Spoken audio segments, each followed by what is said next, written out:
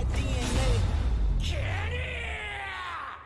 I got loyalty inside my DNA. I got peace, got war and peace inside my DNA. I got poison, pain, and joy inside my DNA. 死んだ天性 I was born like this is why I immaculate conception. I just perform like this without you. A new weapon, I know.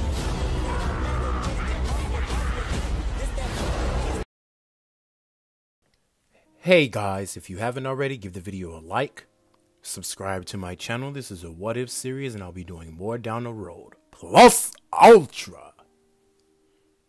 Hey guys, and welcome to What If Deku Was Spider-Man Part 4 Spider-Verse. So this is going to be like a more action-packed type of episode. Since I've been away from you guys for a while, I got a whole bunch of good shit that's coming for this episode. So just sit back and relax. And this is very long, sort of like a movie. So I hope you guys got everything ready for it. So let's get into it. We left off with Deku finishing up the USJ, like finishing up the Nomu and stuff like that. And now we're at the part where Deku and All Might sit down and talk about All for One. Deku is excited about all the news after hearing about, like, not excited, but just worried about hearing all the news about All for One and stuff like that. And yeah, so pretty much that part just goes as normal as did in canon. So Deku would spend like, well, a few days after that, Momo would start catching feelings for Deku, like very romantic type of feelings for Deku. I mean, she sees how brave he is. She sees how smart he is. His smartness is on the level of hers. And they even had, like, very going back and forth one thing about ideas. She even gave him a few tips of how to improve his web shooters, how to improve his acrobatics. Like, gave him training schematics, such as things that you see in the Spider-Man game to help him be more versatile, traversing the city and stuff like that. And she was also giving him more suit ideas, more near upgrades in the near future, such as would he ever, if it ever became like a crisis or an event or something like that, would he ever need like a spider iron suit or something like that. But anyway, they started spending more time with each other and become more accustomed with each other, and actually ended up start dating. A week later they would start dating each other. So yeah, everything will play out per normal with that. Now, while they're in class, Shoto Aizawa is teaching, giving one of his lectures, and Deku instantly gets a spider sense, and he looks to his right, and he sees an explosion happening out in the city. Now Deku instantly stands up and says, Shoto Aizawa, Mr. Aizawa, you see that? And he looks to the right and sees an explosion out in the city, and then all of a sudden when he looks back, he sees that Deku bolts out of the classroom, and he said, Izuku! And Deku says, I'm sorry, I can't just stand back and not do anything. I can't. It's my job as Spider-Man to protect those in need. If you want to expel me, go ahead. As Deku left the classroom, he gets into his Spider-Man outfit and he swings to the city. All of a sudden, he sees people running in fear, running from danger and everything, and he sees that All Might is there. But at this point right now, All Might wasn't even in his buff form. He was heavily exhausted. From dealing with someone who's a genius and knows where to attack All Might. I'm not gonna reveal that, but Deku then was like, he didn't walked up to All Might. I mean, All Might was not in his buff form. He was on the ground clenching his side. And he would tell Izuku, young Midoriya, be careful. These guys, I've never seen anything like them before. Probably newcomers. As Deku's spider sense goes off and he sees this big giant rhino-like mechanism coming towards him, and Deku dodges over it, and Deku says, what the hell? Who are you supposed to be? And this is where he would get up off the ground and say, my name is Rhino. I will try my best to do a Russian accent, but no promises. But the Rhino would look at Deku and he would say, Spider-Man. And he would rush at Deku and punch Deku directly in the stomach. Deku would feel this, but just basically bounce it off like it was nothing. And kick Rhino directly to the ground and say, you got to hit harder than that if you want to affect me. Now, since Deku has one for all in his body and he has Spider-Man powers, he is more durable. So yeah, Rhino would actually have to hit harder. So he would kick Rhino to the ground and power up into full cowling, enhancing his spider-like abilities too, and then web Rhino to the ground, pick him up by his webs and slam him directly on his back and say, you're pretty big, but the bigger they are, the harder they fall. And you fell really hard for a creature your size. I mean, Jesus Christ, what do you bench press? Do you bench press like 500? 500?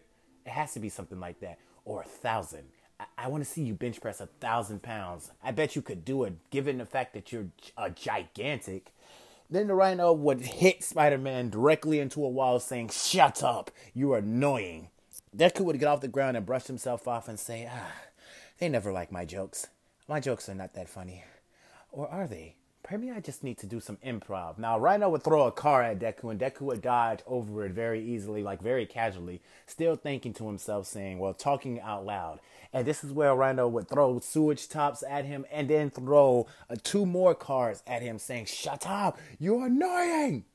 Now, this is where Deku would instantly spray webs and hit Rhino in the face, and then swept under his legs, grabbing the web line that was attached to Rhino's face and face planting him to the ground. Well, he pulled the web and face planted Rhino to the ground. Now, Rhino's nose would be bleeding by this, and he would get mad and rush at Deku. Deku's spider sense would save him from an almost fatal wound that he would have received by Rhino, because his what's name? I don't know, his horn. The mechanism, like the horn, would have pierced like Deku directly in the stomach, and Deku dodged that just barely. Now Deku says, "You seem to got a lot faster all of a sudden." Well, this should be easy. All of a sudden, Deku was hit in the back by some lightning bolts. Now Deku would hit the ground and start tumbling on the floor, and his mask, his lenses would just be malfunctioning a little before he got everything calibrated and reset, and then he would get his web suiters back into working order, and he would say, "Electricity? Wait, that can't be. He's not no villain." And Deku would look up and say, "Oh, I had it all wrong. So wait, who are you supposed to be?" "My name is Electro." Electro, okay, I gotta remember these names. So you're Electro, you're the lightning guy. I'm gonna call you Zap Zap. And you're Rhino. I'm gonna call you Bulldozer. So both of you got 2 nicknames. Is either one of you planning on surrendering so I can turn you guys in and we can just call it a day? And Electro would shoot a huge energy blast at Deku, and Deku would dodge this, dodge it on the skin of his teeth, saying that was close. Jesus Christ, this guy has more control of his lightning than Kaminari. I hope I pronounced that dude's name right. I think it was Kaminari, the one who uses lightning and it becomes brain dead. But anyway, now this is the Rhino.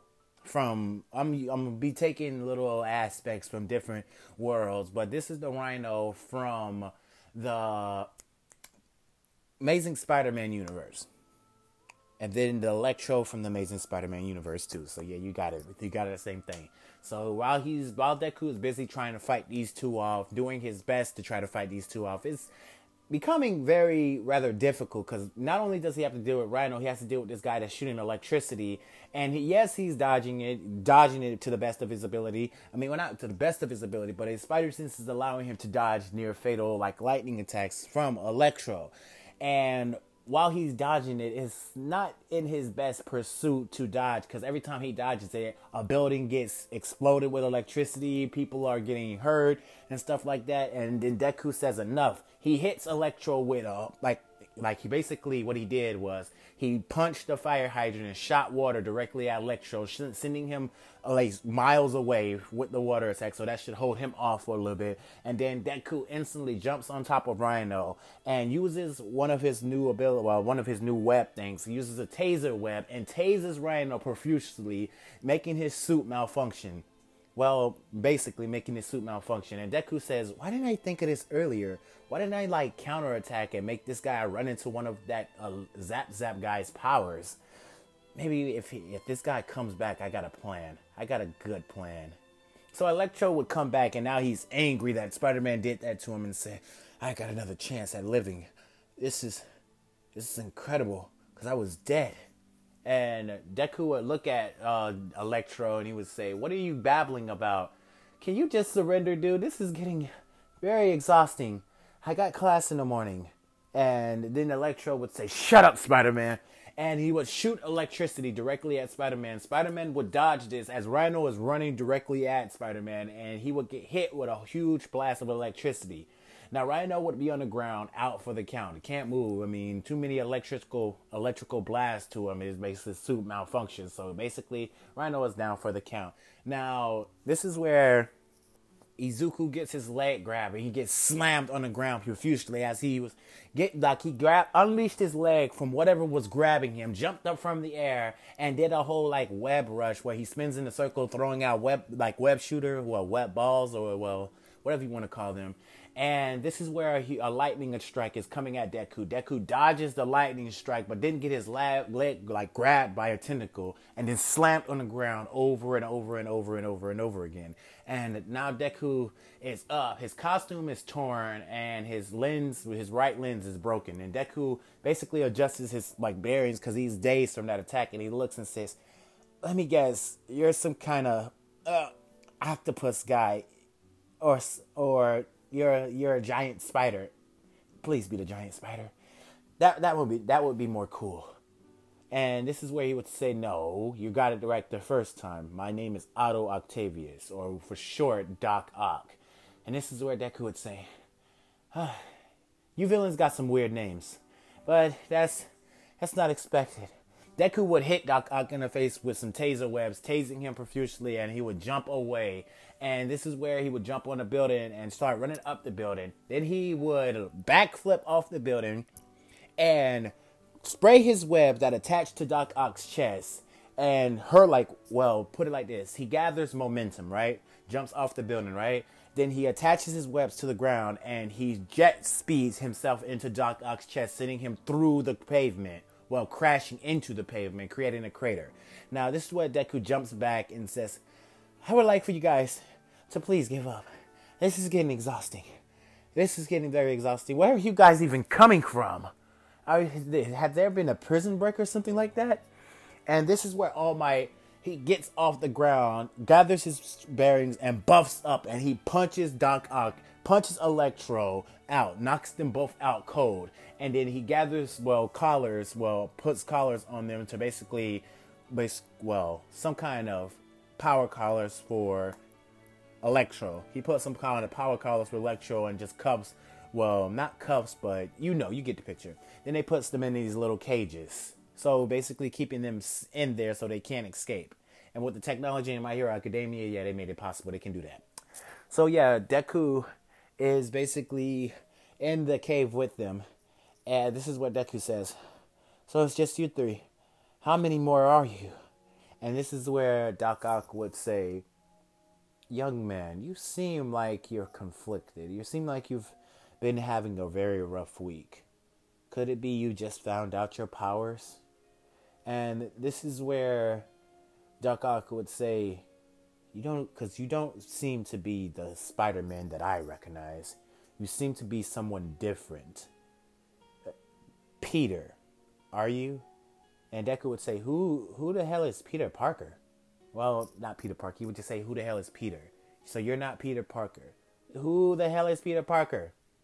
Deku would say, I know Spider-Man's identity." You know my identity?"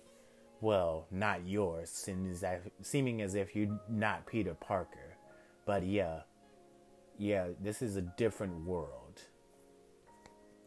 Deku would sit down and takes off his mask and say, "Wait, what do you mean different world? You mean you're not from this world?" And Deku just would be side-eyed by this. He would be confused. And he would lay his mask on the table and start fixing it. And Deku would look back at the three individuals and he would see each and every one of them. Electro is just sitting down in this cage, in his cell, just throwing a ball up in the air, back and forth. Just hitting it to the wall and catching it in his hand. "You know something? You know we all dead, right?" And Deku would say, "What do you mean?" "You're fighting ghosts. Spider-Man has managed to kill at least each one of us, or if not kill, prisoned. But you're bad guys. That's exactly what a hero is supposed to do. He's supposed to combat villains such as you and make sure that you don't hurt people, which you guys have intentionally done." And this is where Electro would say, "You think I meant to hurt those people? I don't know where I am. So basically I counterattack. People started attacking me once I came here. My powers wasn't like very stable, so I caused a little damage. And once I caused a little damage, I seen a hero coming at me like I was a threat. Then you came out of nowhere. Then this buff, well, no, sidetrack. Not you. The buff dude came up out of nowhere and just started throwing these massive blows and punches and everywhere. And we just tried our best to avoid an attack and dodge them. You didn't even try to surrender, though. You basically were enjoying fighting back. If that's the way you want to put it. Now, Electro stopped talking. Then he would look to Doc Ock and say, what do you mean fighting ghosts? Each one of us has died by our Spider-Man. Been killed by him. And I wonder, if we're here, if all of us are here, life has given us another chance. It can be fate, or it can just be a mere coincidence. And this is where Deku would say, so if you're not from my world, then where are you from? And this is where Doc Ock would say, let's just say, the theory behind the multiverse can be very, very scary. It can be frightening and terrifying at the same time. And I think that is what's going on here. Now, Deku would be scratching his head and saying, how is this even possible? That's something like that shouldn't even be possible. It shouldn't even have the technology to even exist. And Doc Ock would say, that's the problem with human minds, is that we think what is impossible is impossible. Like, all right, take this for example. You have spider-like powers. Something like that should be nearly impossible.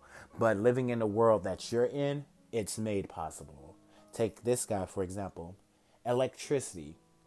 Something like that should be nearly impossible. To be able to control and shoot electricity, that shouldn't even be possible. Everything in this world shouldn't be possible, yet we make it possible. So it only takes smart minds to figure out how to crack the code to something very complex as that. And that complex idea is the multiverse. Deku listens to this and he says, you're quite smart, aren't you? I wonder why you chose the life of villainy. And this is where Doc Ock will turn away and say, we all have our paths. My path was chosen for me the moment I got these tentacles integrated into my spine. And this is when Electro would say, well, Max would say, same with me. The moment I fell in those eels was the moment that my life turned all around.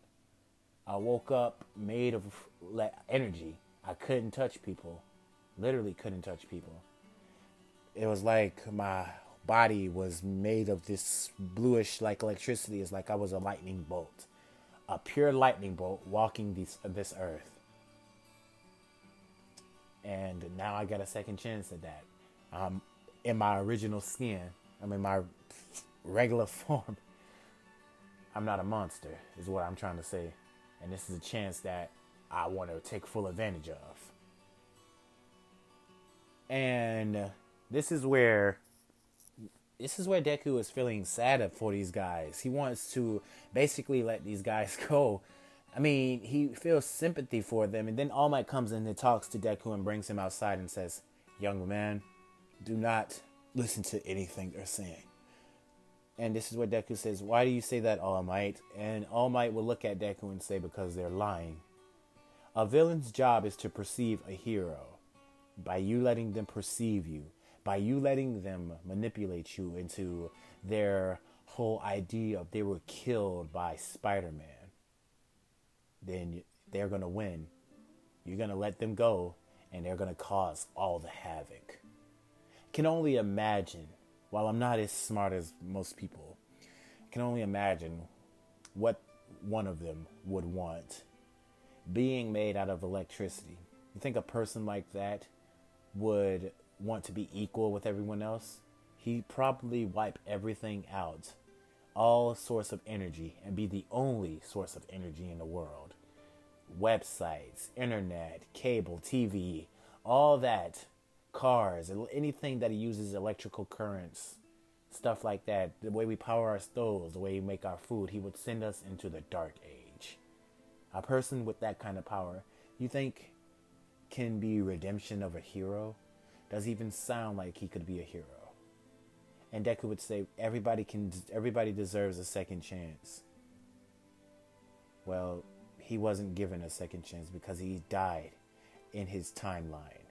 I don't know how this is even possible, but living in this world and hearing what that guy said, it's scary.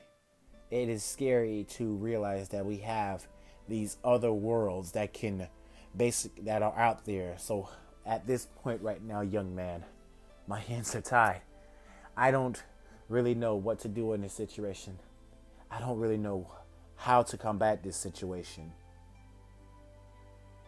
This is a war or something like that that's gonna be very devastating. You need to keep your guard up and don't falter. All Might would walk away and Deku would just be left there thinking to himself, thinking about what the villain said and everything. And then Deku would just walk back in and put his mask back on after fixing it. This is where Deku would say, "Oh, that was a nice try. I'm pretty sure all you got sob stories and about your ghosts and all that kind of stuff, but at the same time, I'm not letting you go. You gotta stay behind these cages until further notice. Even that guy there, I managed to get you out of that suit, so yeah, your suit is being processed and broken down. So yeah, you probably are just done." And the rest is where he would just scoff at Spider-Man and just look away. All of a sudden, Deku would get a spider sense, and he would see 2 pumpkin bombs fly in and explode.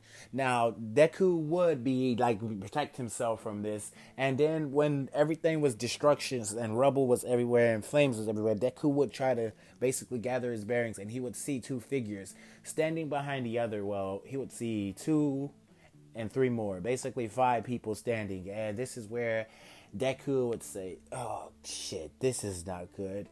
And he would see this guy clad in purple and 2 guys clad in purple and green armor. And this would be both Green Goblins the Green Goblin from the Raimi universe and the Goblin from the Mark Webb universe. So both of those goblins. And they would be right there looking at Spider-Man and they would have this smile on their face. Now, this is where the Raimi Goblin would say, "Peter." And this is where Deku would say, "My name is not Peter. My name is I can't say that." Deku would throw web grenades at all of them, and then as soon as they exploded, it would web up most of them. And this is where one of the goblins would throw a pumpkin bomb directly at Spider-Man, and it would explode, sending Spider-Man crashing out of the building. Now, this is just basically a diversion. So as soon as Spider-Man swung back up there, they would be gone. And Deku would hit the ground saying, "Damn it, All Might told me this would happen." And this is where All Might would come rushing back in after All Might has spent up a lot of energy trying to deal with everything that's been going on. All that's been going on. And his hands was tied, basically dealing with a lot of stuff. As Deku was talking to the villains and most of that, All Might had a lot of his hands tied with dealing with just crime and activity and now these newcomers and stuff like that. So yeah, he had a lot on his plate. So as the villains left, Deku would be there, and he would say, "Oh God, this is gonna be. I gotta go. I gotta do something." Now Deku, as class was continue, people would be wondering what Deku was at, and Deku was having a crisis moment right now, trying to get everything situated, trying to find the villains and everything. And most of them are causing havoc. You think that little petty story was going to stop them from everything? Yeah, they're causing a lot of havoc, making destruction and all that. And Deku is cursing himself for believing a sob story like that. He faults himself for even going down that kind of path, thinking that a villain could change when all they want and crave is destruction. Now, the Green Goblin from the Mark Webb universe would throw a bomb at a hospital, and one of the heroes would get in the way, basically using their body as a way to shield the hospital from the bomb. Now, they would die from this, and he would just laugh at this, saying, "That's one." Now, he would throw another pumpkin bomb into a building, and it would explode, killing at least basically 50 people. It was an apartment complex building. Now, Deku would see this destruction going around the city, and Deku would say that, I've not even been Spider-Man for 4 days. Not even a week. Well, yes, I'm never going to say that. I haven't even gotten accustomed to the whole idea of being a web slinger and stuff like that.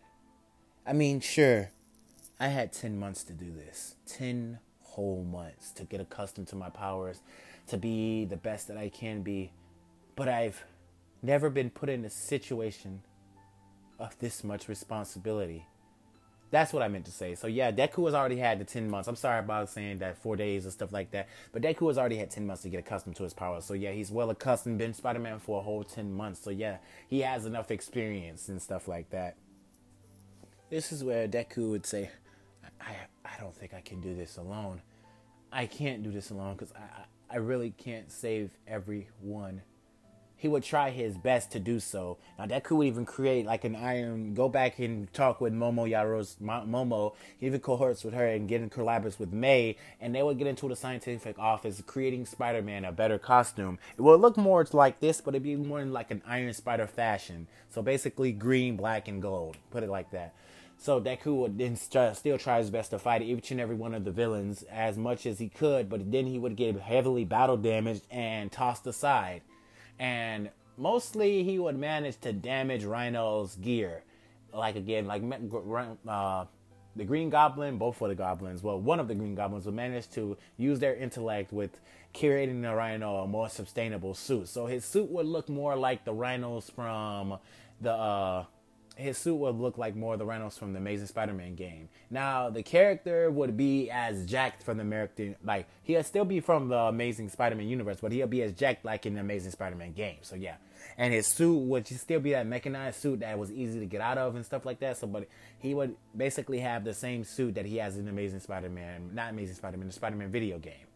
And that would be his suit that they created for him, making him look even more scarier than what he already was. So now that everything is going on, Deku is trying his hardest to basically fight in each and every one of them. And yeah, he's just got battle damage and tossed aside. It's pretty much like one-sided to fight all of these villains. And most of them have experience. Most of them have fought Spider-Man before, so basically know his movesets and everything. So now Deku needs help. He needs to go somewhere where he can find as much help as he can. This is where Deku tells Momo May and to create a device to where he can travel and find people that can help him. He needs help because this is he's basically have tears in his eyes saying, I don't know if I can do this by myself. I barely can save people. People are dying. I need help. Deku says, as they created the device that opened this device that they did. So they created it and it worked. It managed to open a portal that looks similar to Doctor Strange's portal into two worlds. And Deku says, I will go to this first one and see what I can do. So Deku swings around the first world, and this is where he sees the Spider-Man from the Raimi universe. Tobey Maguire, he ends up running into him. So they have a conversation and they go back and forth and everything. And Deku instantly tells him about his whole situation and that he needs help. And that villains from this universe and another universe that they're going to travel to, he needs help. Now, Spider-Man Peter asks Deku what's going on. And he says, you fought a guy named Norman Osborn, have you? And he says, yes, but he's dead. At least he should be. And Deku says, well, he's not. He's causing destruction in my world. He's alive. And I think another person knows you too. Have you fought a guy with like mechanical like arms? You're talking about Otto Octavius. He died too. How was this possible? you can spare me those questions because I've asked the same thing and I haven't gotten an answer yet. This whole thing about the multiverse is seeming to be the only answer that I can come up with. But I need your help. And I need it right now, Peter. I have no one else to turn to. Well, I do got another person I can turn to. It's another one just like you. And that's where we're going now. So the both of them would leave his universe and they would head over to the Mark Webb universe and get the Andrew Garfield Spider-Man. And they would even converse with each other and telling stuff like that and just conversing about each other and learning more about each other. Now, he would ask Garfield for his help. He would ask the Peter from that universe for his help. And he would say what's going on. And he would tell him, did he fight a guy named Electro? And he'd say yes, but he managed to explode. And he said, what about a guy on a glider? And you talking about my friend Harry? Yeah, he should be locked up or in jail. And this is where Deku would say he's not. I need your help. And he would say, so both of these guys are alive in your timeline and causing havoc. And he would say yes. Although with major differences and upgrades, but yes. So Peter would agree to help him. Both Peters would agree to help him. And they would make their way back to Deku's timeline. They would come through the portal and all three Spider-Men suited up. Now, most of them would be happy. Everyone would be ecstatic saying that Deku did it. He managed to come back with two other Spider-Men to help out with this crisis, with this whole thing that's going on. And Momo would have tears coming out of her eyes saying that the villains are causing so much havoc. And this is where, like, Toby and, both Spider-Mans from the universe look at the news screen and they would say, what's going on? And they would see like that everything Deku told them was true. Everything he said was true. So Deku would say, yes, it's had to happen like while it's just so much things going on today. I even tried to fight them with this upgraded nanotech suit I had, but it just didn't do the trick. It didn't do the trick at all. Now, while they're getting ready, Deku told the two other Spider-Mans that, yeah, your suits are raw, your suits are awesome and everything, but they need a minor upgrade, basically a huge upgrade. And this is what he says, what do you mean by that? Like he's saying, just let my friends here do the work to your suits, and then we can save the world. Because time is not the necessity, so we need to do this fast. So they managed to give both Spider-Mans basically an upgrade. Both Peters an upgrade on their suits. Now, both Peters have like mechanical eyes. They have access with the mechanical eyes, and their eyes help them access to various amounts of web combos and stuff like that. The Spider-Man from the Sam Raimi universe has organic webs, so I don't know how that would work, but he also managed to basically, his lenses help him elaborate on how to make web combos in his own unique style. So yeah, so they would go out and venture out into the city, and all of the Spider-Men would confront the villains that are wreaking havoc. Now, just like it said, Spider-Man would have a huge fight with Green Goblin again, and what's the name? They all would go at it. Each and every Spider-Man would go at it and pick villains to go inside, and they would be traversing over each other, trying their best to fight every last one of them off. Now, all the Spider-Mans would double team up on Rhino and beat the shit out of Rhino. They would literally double team up on him. That's a big ass dude. So they would use as much of their potential help as they can. Deku would gather at least 25 to 35% of One For All in his hand, and he would punch Rhino directly in the stomach. Now the shock waves and electricity that came from this punch would short Rhino's suit down and cause him to fall to the ground unconscious. Now one of the villains down. Now, Andrew, I keep saying that. I'm just excited for the Spider-Man No Way Home movie. So if I say their names, I'm sorry, but the Peter from the Mark Webb universe would rush at his goblin, and they would get into a very climactic battle. Now, the Spider-Man with the Norman Osborn, they would both get into their battle and everything, and Spider-Man would handle Electro and Doc Ock. Now this battle would be very destructive, like heavily destructive. Everyone is everywhere, everyone is going everywhere, and then they constantly switch from villain to villain. Now Deku would come and attach his web to Norman Osborn and kick him off his glider, and then grab his glider and throw it directly into the goblin from the Mark Webb universe. Now this is where Norman is falling, and he uses his device on his wrist to basically maneuver his glider to come back under his feet. Now the Goblin from the Mark Webb universe would hiss at Deku for throwing that at him, and he would say, "Here, take these," and throw a couple of pumpkin bombs at Deku, which Deku would spray web at each of them, and throw one at Electro, and then throw another one at Doc Ock, and send them crashing through buildings. And Deku would say, "No, I don't need any more pumpkins. I think Halloween is over for this year. We need to just focus on Christmas for now." This is where Norma would look at Peter and say, "Hey, Peter, you remember these?" And he would have these like devices in his hand, and he would throw these devices at the Spider-Man, and they would fling off into these spinning blades. And the other goblin would do the exact same thing. Now they're running around dodging these blades, and the Spider-Man, they do get cut all over their body a couple or 3 times, and they're mostly trying their best to dodge each and every one of the blades that are coming at them, while some of them manage to hit the villains all of the same. Now this is where Deku asks, does the whole water thing work on Electro? Wait, you got him with that? And Deku would say, "Yeah, I got him with that." "Well, that didn't work the second time I used it. I'm surprised you got it with him. I bet he wasn't expecting it." And this is where he would say, "Wait, so you fought this guy and used that attack? Wait, so you must have forgot about I used water against you."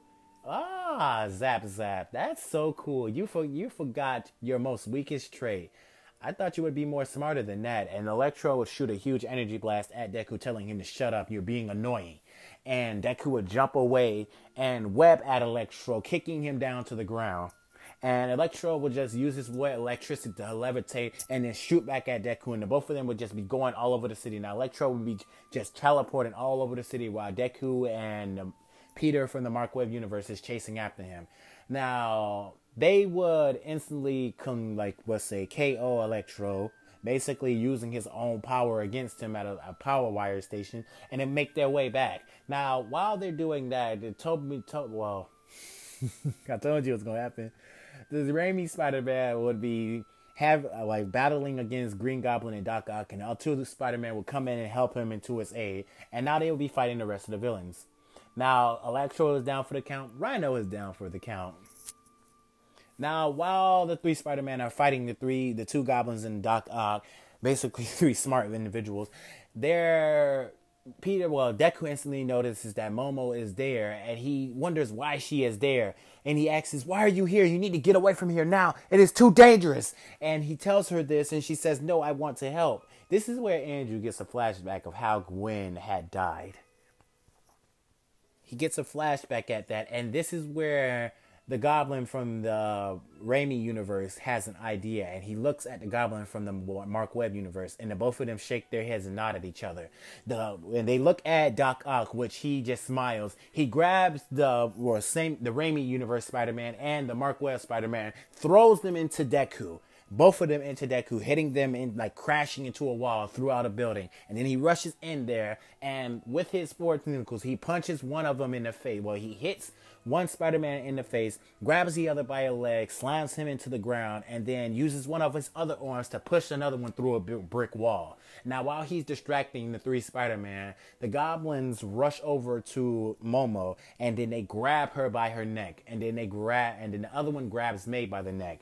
And then this is where the Spider-Man, Deku manages to basically maneuver around Doc Ock and send a taser to the back of his head, and basically incapacitating him to the ground. Now he looks up, and the 3 Spider-Men come out. And this is where Deku swings, he uses One for All and speeds up, using his power.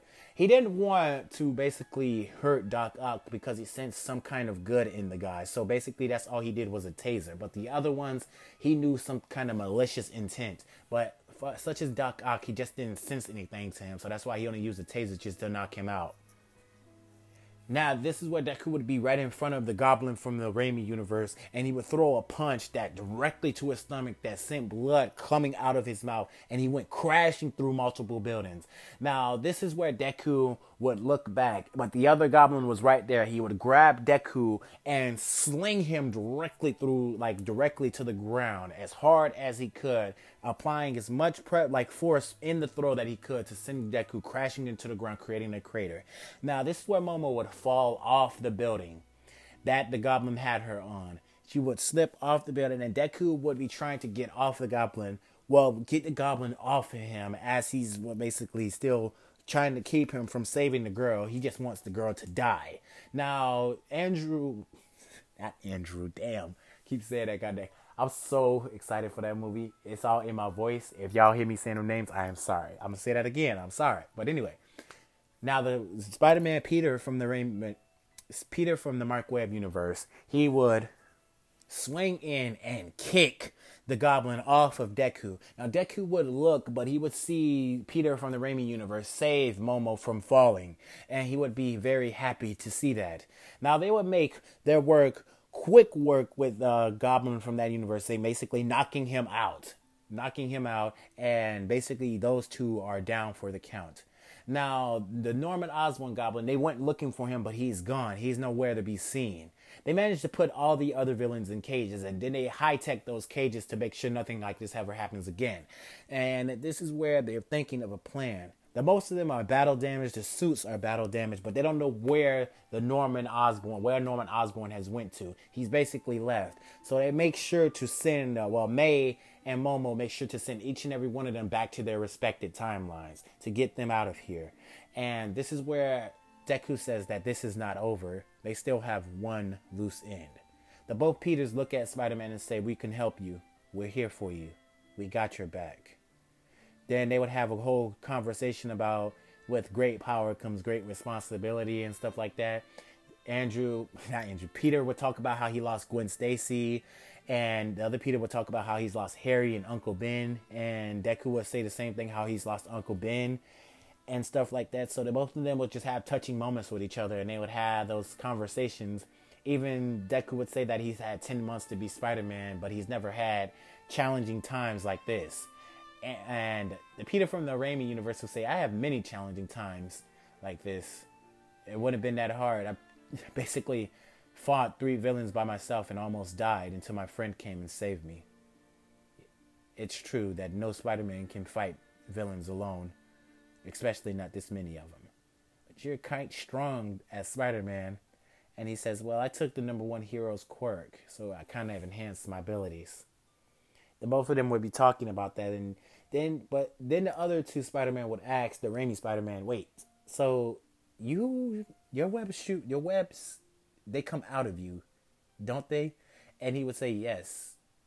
"Wait, don't you guys have the same thing?" And he would say, "No, we have web shooters." "You guys got web shooters?" Now, they would be all conversing with each other and everything, talking. And this is where Norman Osborn would be back in the lab. And he would create this green, serum. And it would be dubbed the Goblin Serum. And he would say, "I need more. I need more. I will become stronger. I swear I'll become stronger." Norman Osborn injects himself with the serum. He injects himself with at least a huge dosage of the serum. Now his skin just starts to turn green, and his nails start to elongate, and he starts to morph into this horrific creature. And this is where Deku would state that goblin that goblin from your universe. He's a smart guy, a very smart guy. And this universe, the villains that I face are quite mutant-like. You can tell because the word's full of mutant-like people. And it's a mutagen or something like that. But if he gets his hands on a serum, he could become something very dangerous. And that's where I'm going to end this part off, you guys. Thank you for enjoying it as much as you did.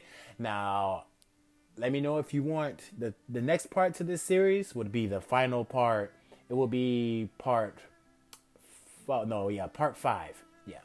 So that'd be the final part to this series. So I hope you guys like where I took this episode at. probably gonna get to the USJ and everything, but I wanted this like episode. I've been working on this for a while, ever since I found out about the whole Spider-Verse. Sorry about that. Ever since I found out about the whole Spider-Verse and everything, I've been trying to figure out how to incorporate this into my whole What If series and everything. But I hope you guys like it. I hope you guys enjoy it. Anyway, without any further ado, you have a good day, a good night, and plus ultra. Good night, guys. 君の虜になってしまう